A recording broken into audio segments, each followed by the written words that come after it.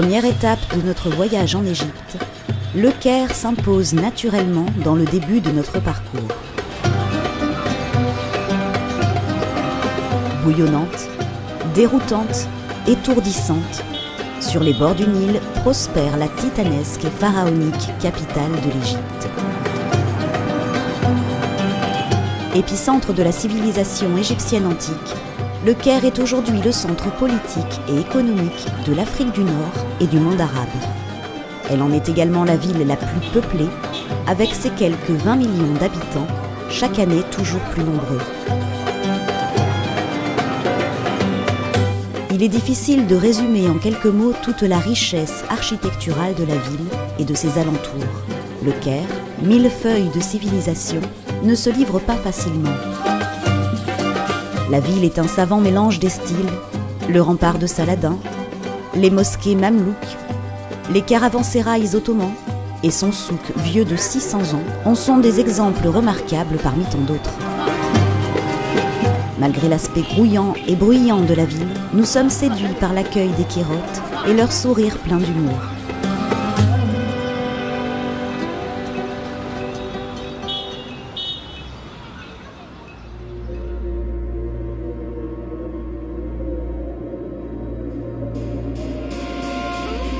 Face à la vieille ville du Caire, le plateau de Gizeh s'impose comme l'une des plus célèbres et emblématiques nécropoles du monde.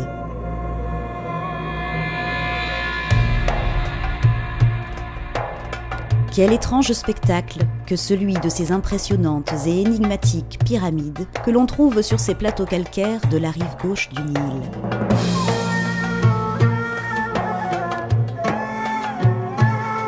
De grands pharaons y ont établi leurs demeures éternelles, Khéops, Képhren et Mykérinos, gardés par l'imperturbable grand sphinx, protecteur mystérieux des lieux et héritage immuable du glorieux passé de l'Égypte. Classées au patrimoine mondial, les trois grandes pyramides, le Sphinx et la nécropole, forment un ensemble exceptionnel, témoin millénaire de la civilisation égyptienne antique, mais aussi de la période la plus mystérieuse de l'histoire de ce pays. Leur étude pose au moins autant de questions qu'elle apporte de réponses, laissant ainsi une belle place aux mythes, aux légendes et autres mystères qui ont abondamment irrigué la littérature et le cinéma.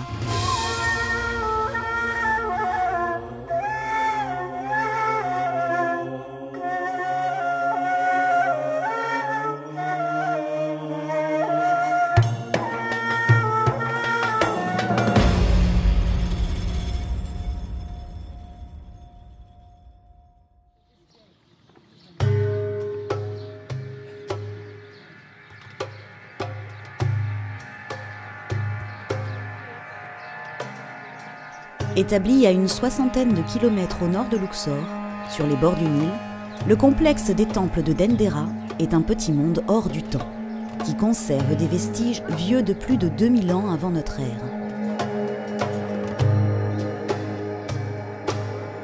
Le temple originel de Dendera était dédié à Hathor, fille du dieu soleil Ré, que les Égyptiens célébraient comme la déesse de l'amour, de la lumière éternelle, de la joie et de la musique. Pour les locaux, c'était en quelque sorte un sanctuaire de la guérison. On dit que dormir au temple de Dendera permettait de communier avec les dieux en rêve. Architecturalement, le temple d'Hathor est un trésor inestimable. Une fois à l'intérieur, chacune des pièces que l'on traverse dépayse par sa décoration complexe. Enfin, la chapelle d'Osiris contient une réplique du zodiaque de Dendera, l'original étant soigneusement conservé au musée du Louvre à Paris. Ce relief de plafond est connu comme étant la seule carte complète du ciel de l'Égypte ancienne.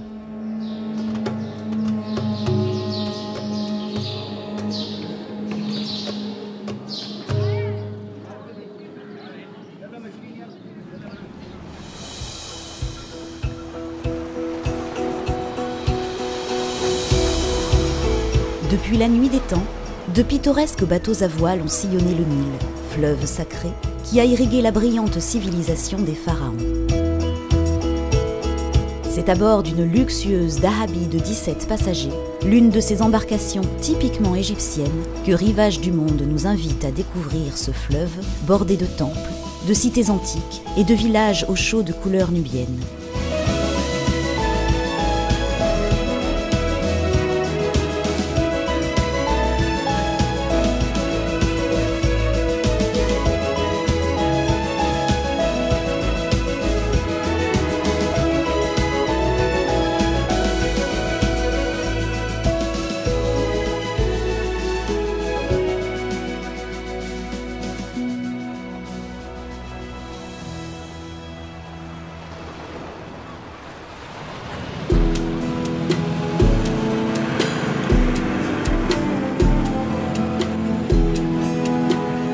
Naviguer sur une dahabi, c'est remonter le temps, à l'époque des premiers aventuriers, archéologues et aristocrates européens découvrant des trésors millénaires enfouis sous les sables.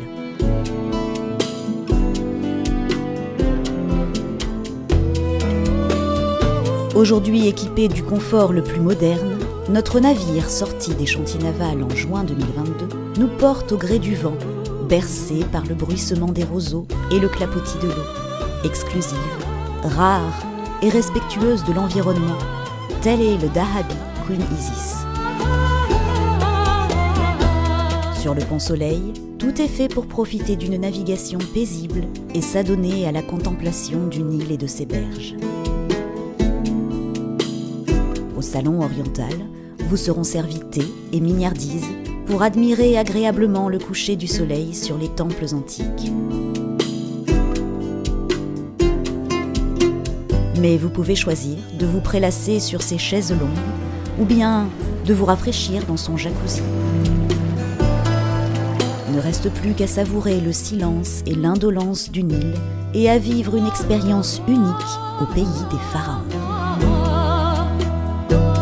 Le salon-bar, à l'intérieur du navire, dispose de fauteuils confortables, d'un écran plat, d'un coin bibliothèque et de larges fenêtres ouvrant sur le fleuve pour ne rien manquer du voyage.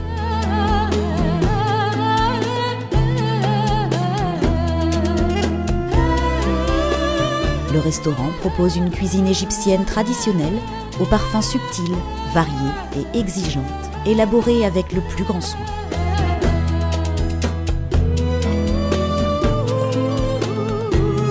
Les repas y sont servis sous forme de buffet, en salle ou sur le pont extérieur, dans la plus grande convivialité.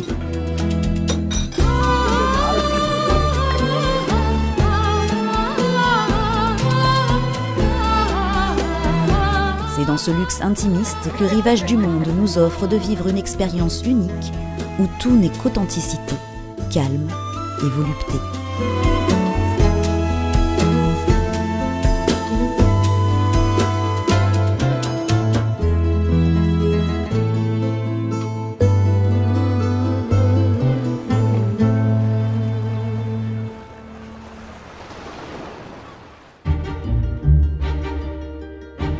Le Queen Isis dispose de 5 cabines et de 3 suites. Décorées avec soin et avec goût, elles offrent un confort optimal et des prestations exceptionnelles, tout en conservant le charme authentique d'une dahabi traditionnelle. Chaque cabine et suite dispose de l'air conditionné, d'une salle d'eau privative avec douche, toilette et sèche-cheveux et d'un coffre-fort. Les 2 suites balcons bénéficient d'un lit king size et d'une terrasse privative.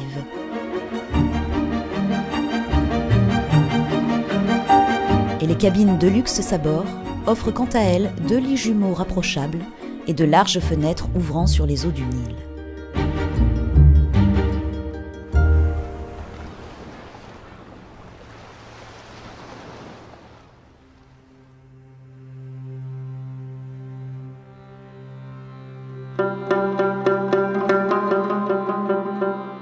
Dernier vestige du temple d'Amenhotep III, les fameux colosses de même nom nous ouvrent la voie vers la vallée des rois.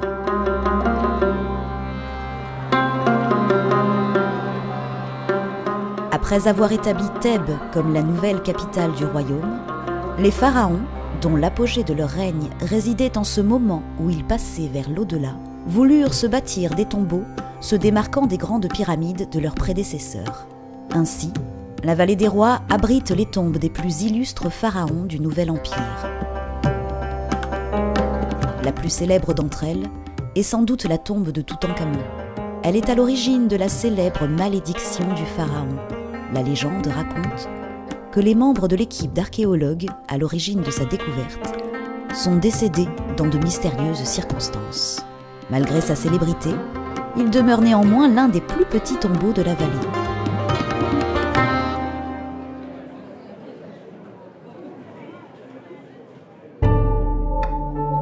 Jaugé par une armée de sphinx à tête de bélier, qui examine chaque visiteur comme pour en discerner les intentions, bonnes ou mauvaises, nous pénétrons dans le plus grand complexe religieux de toute l'Antiquité. Karnak est formé par une multitude de lieux de culte et de pylônes ingénieusement agencés, dont le plus important est dédié à Amon-Rê, le dieu soleil au sommet de sa gloire. Chaque pharaon, depuis la 11e dynastie jusqu'à la domination gréco-romaine, y a apposé son empreinte. Visiter les temples de Karnak revient ainsi à parcourir plus de 2000 ans d'histoire. Au fond de ce gigantesque espace, 2 grandes statues de Ramsès II, ainsi qu'un célèbre obélisque dont la France a adopté le jumeau, souhaitent la bienvenue aux pèlerins en visite dans la cité des dieux.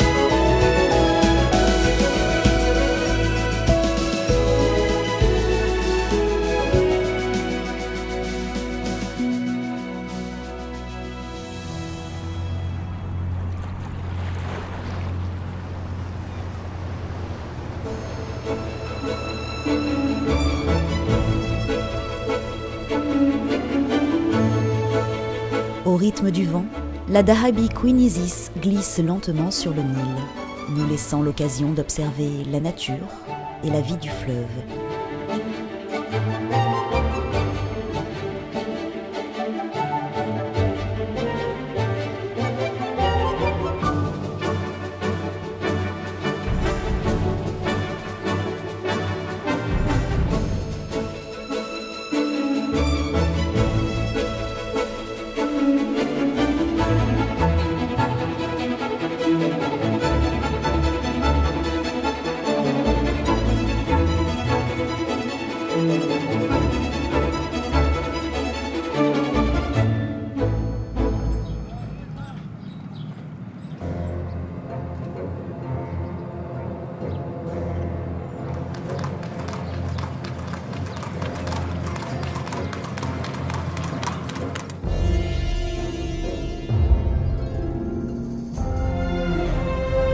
Parfaitement préservé au fil des siècles, enfoui sous les sables du désert, avec son grand pylône, ses couloirs labyrinthiques et ses innombrables chambres ornées d'impressionnants hiéroglyphes, Edfu est le plus grand temple consacré au dieu faucon Horus. Selon les croyances de l'époque, la déesse Hathor entamerait chaque année un voyage depuis son temple de Dendera pour rendre visite à Horus à Edfu. Ainsi, au cours de cet événement, de grandes festivités y étaient organisées pour célébrer cette union divine. Contrairement à ce que l'on peut penser, le temple d'Edfu n'a pas été bâti par les pharaons, mais par Ptolémée III, ce qui en fait finalement un temple gréco-romain.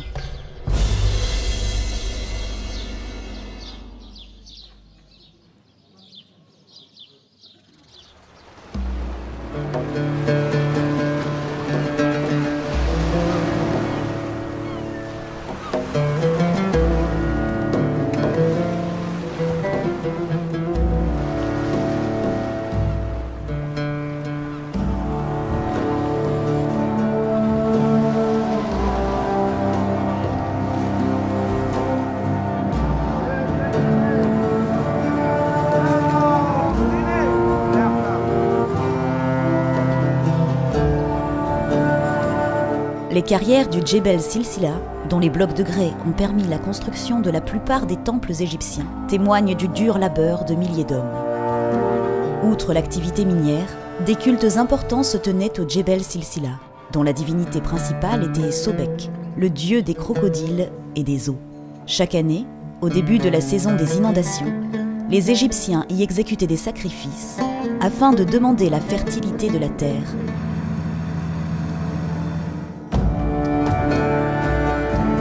Comme en témoignent encore les stèles sculptées à même la falaise, vestiges du temple d'Horemheb.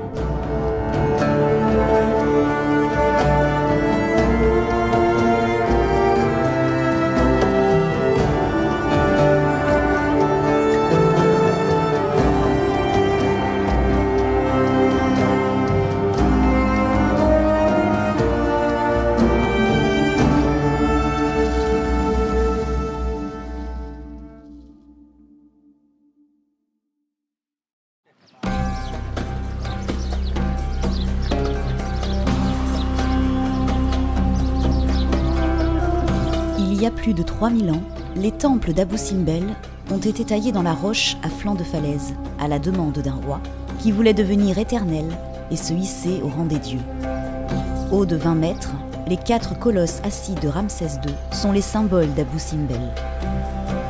Dressés au bord du fleuve et regardant vers l'est, ces statues massives du souverain éternellement jeune imposent toujours puissance, grandeur, respect et fascination.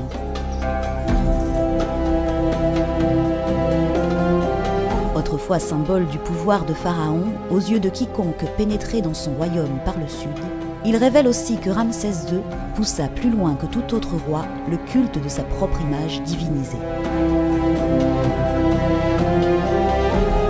Et il réussit mieux qu'aucun autre souverain à exalter son prestige par des monuments colossaux dont Abou Simbel reste le plus spectaculaire.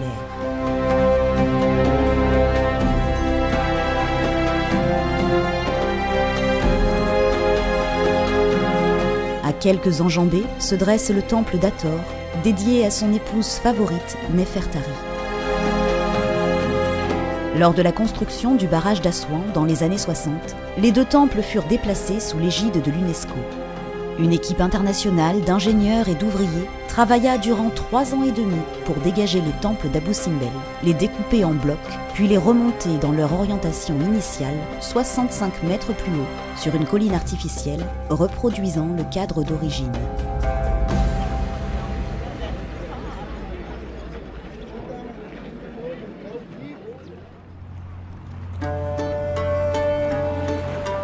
Assouan est situé au sud du pays, à l'entrée de la Nubie.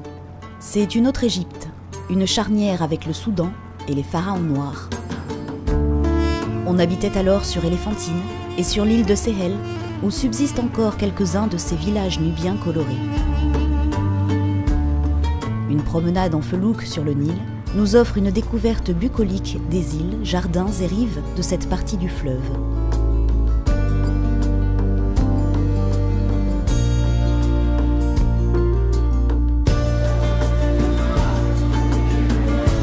En se perdant dans son souk, l'on se sent inévitablement happé par ses couleurs et ses odeurs qui se mélangent, carrefour de cultures et de traditions toujours bien vivantes.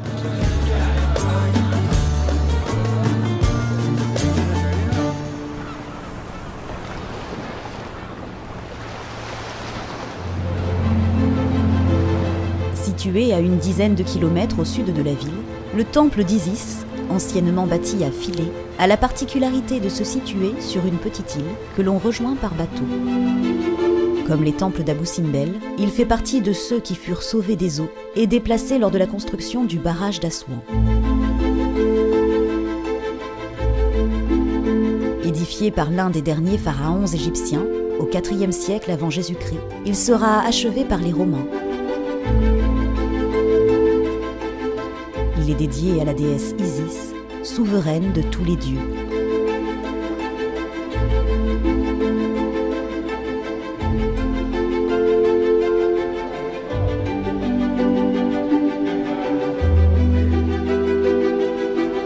Sculptures, gravures et hiéroglyphes contant l'histoire d'amour entre Isis et Osiris y sont très bien conservés.